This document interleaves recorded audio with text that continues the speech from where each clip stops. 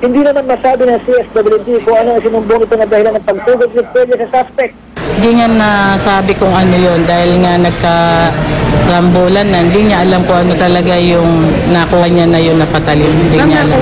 So, Hindi niya bitbit. Ayon sa interview namin, yun ay doon sa pagkarambulan doon sa kwarto, nakita lang niya doon sa ibaba, kinuha lang niya for self-defense.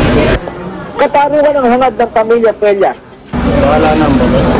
Kasi kaparang lang naman. Gusto kong nangyari. Pinuntahan ng GMA News ang eskwelahan pero ang Department of Education malolos lang daw ang maaaring magbigay ng pahayag hinggil sa insidente. Wala pang ibinibigay ng opisyal na pahayag sa ngayon ng DepEd tungkol sa insidente. Kasalukuyan naman nasa kustodiya ng CSWD ang minor de edad na suspect at nasampa rin ng kaso ng homicide at frustrated homicide. Kung may discernment ang isang bata, it's up to the court kung ano yung mangyayari doon sa bata. So, pag nasa korte na, ang court na ang magde-decide kung saan yung bata. Mula sa Bulacan, Romel Ramos, GMA News.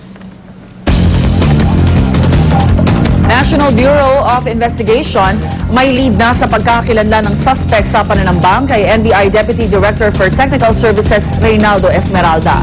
Wala umanong takip sa mukha ang gunman nang mangyari ang pananambang. Bukod sa ongoing manhunt, inihanda na rin daw ang artist sketch ng suspect. Bumuo na rin ang Manila Police District ng Special Investigation Task Group para tumulong sa pagresolba ng kaso. Ayon kay Justice Secretary Laila De Lima, pinamamadali na ni Pangulong Noynoy Aquino ang investigasyon dahil gusto na rin daw malaman ng Pangulo ang buong katotohanan. Hawak na ng mga pulis ang suspect sa pamamaril at pagpatay sa 4 na tao sa Taguig nitong Enero. At narito ang report ni Mark Zambrano.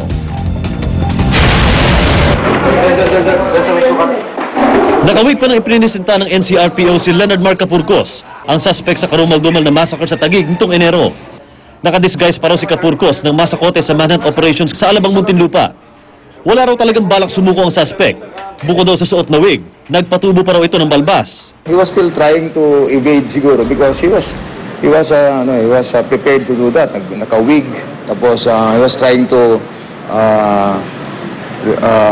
hide his identity. Si Capurcos ay tinuturong bumaril sa kanyang ka-live-in na si Miraflora Fales at bumaril at nakapatay din sa ina nitong si Flor Delisa at 2 kapatid na lalaki sa kanilang bahay sa Upper Bicutan, Taguig dahil umano sa selos. Lumabas din sa investigasyon na may isa pang warrant of arrest si Capurcos. Kaugnay naman ng pamamaril at pagpatay sa dati ring ka-live-in partner na kinilalang si Monica Padilla noong 2009 sa Taguig. Ang bago nitong ka-live-in na si Rafales, swerteng nabuhay matapos magtamo ng tama ng bala sa kaliwang pisngi.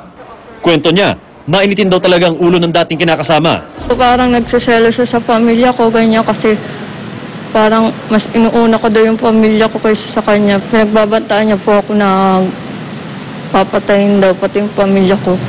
Pero hindi naman daw nila inakalang papatay pala ito, lalo pat maganda ang pinakita nilang pagtrato sa suspect. Wala akong atraso sa tao na yan. Bagkus pinapangaralan pa namin ng mag-asawa na magbago, wag na yung barbarkada. Depende po yan sa appreciation ng husgado, sa mga witnesses. Pero sa tingin ko dito sa kaso na to ngayon, mukhang katapusan na ng ating suspect ito. Siguro mananahimik na siya sa kulungan. Hinahanap pa rin ngayon ng otoridad ang kalibre 45 baril na ginamit sa krimen habang inihahanda na ang kasong frustrated homicide at 3 counts of homicide laban kay Capurcos. Para sa unang balita, Mark Zambrano reporting.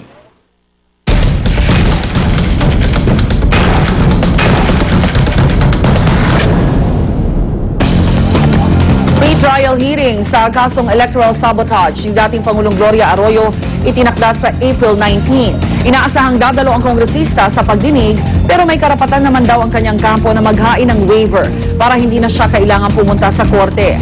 Kahapon naghain po ng not guilty plea ang dating Pangulo sa Pasay RTC Branch 112. Wala pang 5 minuto ang arraignment. Mabilis din ang pag-alis at pagbalik niya sa Veterans Memorial Medical Center. Isinantabi muna ng mga abogado ni Arroyo ang hiling nilang ilagay sa house arrest ang dating Pangulo dahil sa panibago raw nitong sakit na lumbar spinal stenosis. Presyo ng tinapay at sardinas posibleng bumaba sa susunod na linggo.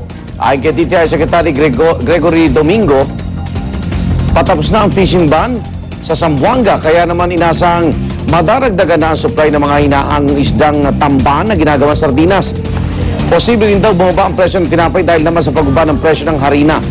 30 to 40 pesos daw ang ibababa ng presyo ng kada sako ng harina. Busod na rin ang pagbaba ng presyo ng trigo sa world market. Dapat ito ramdam na agad sa mga community bakers dahil sila kung ano yung binibili nila today, yun din ang gagamitin nila mamaya.